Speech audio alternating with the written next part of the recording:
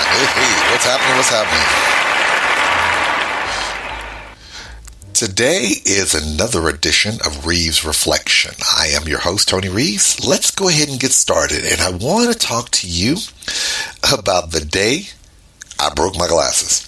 Now, you're going to probably say to yourself, what the hell does that mean in the grander scheme of things? So you broke your glasses. Big whoop. Okay.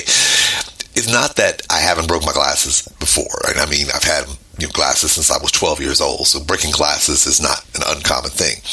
But in this instance, when I broke my glasses is the more crucial thing. So I joined the United States Army Reserve when I was in high school. And so the way they do it when you're in high school, if you're 17, you have to get your parents' permission.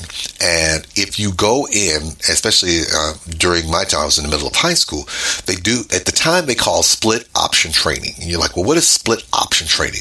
Well, what it means is that if you're going to basic training, typically what happens is that you go through boot camp for whatever branch you're joining. And then after that, you go immediately to your school training. And then after that, you go to your duty station. For the reservists, you just go through your boot camp, you go through your training, and then return back to your home unit, whatever the case may be. So I was a reservist, and what I did was I did split op training, which meant the summer between my junior and senior year of high school, I went to basic training at Fort Leonard Wood, Missouri. Then I would come back, finish my senior year, and then return that coming summer for my training at advanced individual training for the military occupational skill that I had. Now, the second summer was irrelevant. It was really the first summer because at 17, this was the first time I was going to go away on my own. And so, I was really nervous. And so and to this date, I still don't know how this happened. But what happened was I had to fly out of Little Rock, Arkansas. For those of you who are not familiar with geography and so forth, I lived in a small rural town called Pine Bluff. Little Rock is probably about 35 miles away. It is one of only the few places in the state that has a major airport, and Little Rock is the capital, so this was like the biggest airport in the state. And so literally I had to be at it was called the Military Interest Processing Station, MEP station. I had to be there at I think 4 or 5 in the morning, something stupid like that. And so my mom had to get me up, but what happened was I had an uncle and cousins who lived in Little Rock. And so what my uncle told my mom, and being a veteran himself, he was like, listen, why are you going to go through all those changes of having to get Tony up at crack of dawn to have to basically get in the car and get on the road when it's dark to drive up through the middle of the night to drop him off? Why don't you just bring him up here and we'll make sure he gets there? So, of course, my mom's like, well, that makes sense. And I'm like, yeah, it makes perfect sense. I said, this way, they'll get me up at 5, I'll be, showered and everything like that. And they'll drop me off. So I get there the night before I'm supposed to leave. Somehow I managed to break my glasses. Now, here's the kicker part. It wasn't that I forgot, and it was a clean break too. So it wasn't just like, the bridge of the glasses broke or something like that, or maybe the arm chipped. They just broke, and I don't know if I accidentally sat on them or if I stepped on them or whatever the case may be.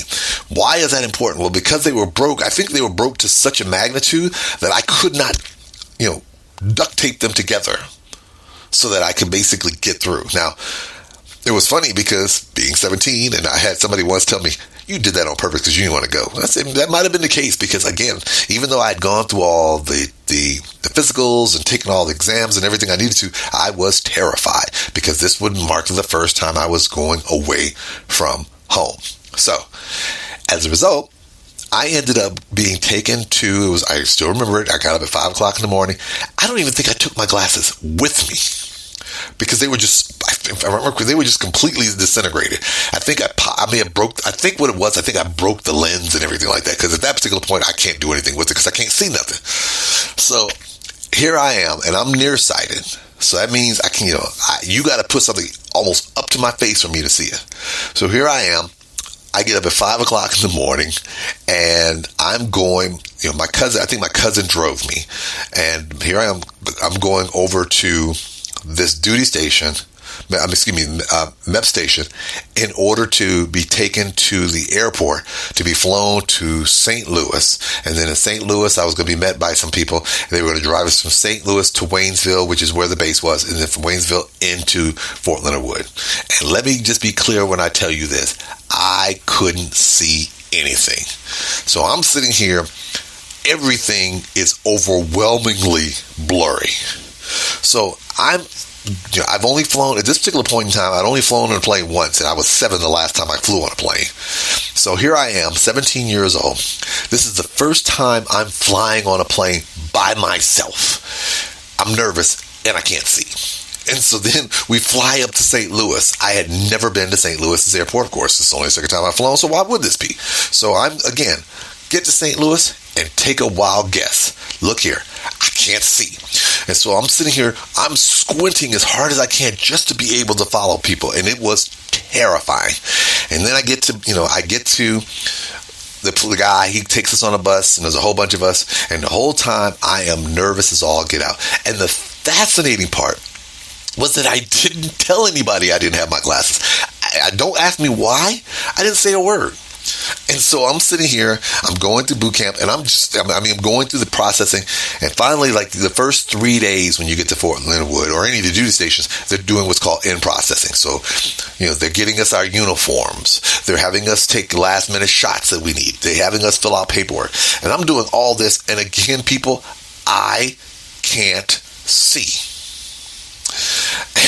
And so I still remember when I'm going there, and they finally take us to our boot camp location, and I'm experiencing the drill sergeant, and they're screaming at us like they're losing their mind, and it's like 100 of us out here, and I'm like, oh gosh, and we're all young, green, we didn't know what the hell was going on. And I still remember, for the life of me, it still tickled me.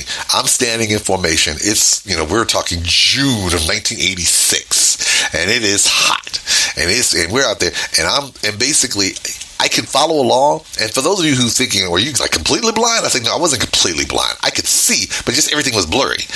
But it was hilarious because I remember this one drill sergeant came and got in my face because I was squinting trying to see him. And he thought I was frowning at him. And he bust out and he was like, "Private, what the hell is your problem, son? What's wrong with you? You blind?" I said, "Yes, sir." And he stopped. He was like, "I'm sorry?" I said, "Yes, sir." He's like, "What do you mean by you're blind?" "I'm nearsighted." "Where are your glasses?" "I broke them the day before I came down here."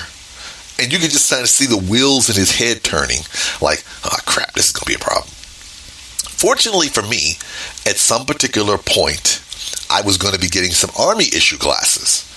And so I remember him turning to me and saying, "Young man, you better make sure that when we go to the gun range, if you haven't got your military issue glasses by that point, don't touch any of those weapons." I said, "Not a problem." In my mind, I'm like, I had never fired a weapon. I wasn't trying to put my hand on a weapon anyway. But he made it very clear, if you can't see, don't touch a damn thing. But the fascinating point was, because I couldn't see, I was overcompensating for stuff. Like, they put me on KP duty while I was there, kitchen patrol.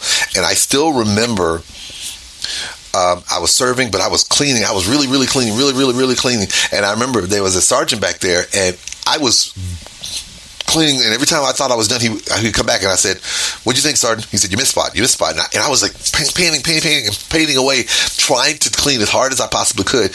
And I remember at one point he came to me, he says, "Why are you scrubbing so hard?" I said, "Because I broke my glass." I said, "Sergeant, I broke my glasses before I got here. So I'm nearsighted, so I can't see that really great. I mean, I see things, but it's really blurry. So I'm trying to clean as hard as I can because I can't see without my glasses. And so I'm trying to make sure so this way there's no problems. I don't want to get the group in trouble because I can't see." And so I had to laugh. I didn't realize this. And so after we were done, I still remember one of the sergeants of our unit called me into the office. And he said, "Private Reeves, come here." And he said, "Private Reeves," I said, I've had hundreds of guys come through. I've never had a accommodation like this before. I said, "What do you mean by accommodation?" A compliment. He said, "The sergeant over there at the kitchen at the mess said he had never seen a private work that aggressively to ensure that the mess hall was clean in a presentable manner. And he noted for the record that you did it so without your glasses, and basically told us to keep an eye on a guy like you because you've got the kind of energy and spirit that we want in an army soldier. Best compliment, even after almost 40, I'm not going to know, 40 years. 40 years later, I still remember that compliment and knowing that, gosh, I can't believe anybody said anything like that about me. Why is that important? Because sometimes we don't realize how others see us, and more importantly, we may not realize how much we can do even if we feel we have a limitation. I'm not saying I had a disability or anything. What I'm saying is that sometimes what happens, we allow ourselves to believe that we are limited by certain things. And so as a result, you have two options. You can overcompensate for it by basically doing much more and beyond, or you can't do it because you tell yourself that you're not able to do what you need to do because you don't have these things. In my case, at 17 years old, I didn't have a clue that this is how I was moving. By me overcompensating, it ended up being probably one of the best things for me because it literally caught the attention of people even when I wasn't trying. Never take for granted all of the skills and abilities that you have available to you. You are capable of so many things. So if something is that you're used to, if you've got a slight disadvantage, don't let that disadvantage everything else you can do to compensate for it. Because guess what? You have so many skills and so many abilities, and so many people are watching to see how you move when you are limited in a particular way. And when you can show them that you know how to rise above your limitations, it lets them know that you have the type of energy and spirit that they want to be affiliated and associated with. All right, everyone. Again, as always, this is the Anthony Reeves Experience, and I thank you very much for participating in the Reeves Reflection. And as always, I have to end the show by asking one simple question. Are you ready for the Anthony Reeves Experience?